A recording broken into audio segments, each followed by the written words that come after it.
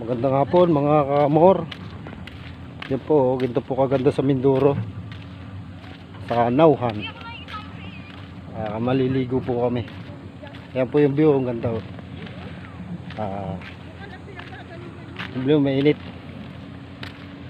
po, may nagagawa ng dam.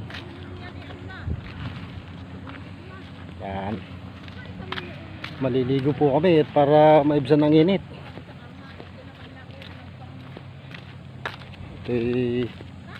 Oriental yata to, Occidental Mindoro na Nauhan.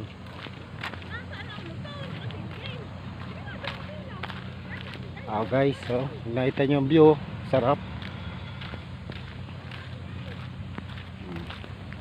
Maliligo kayo mamaya yung ibang video.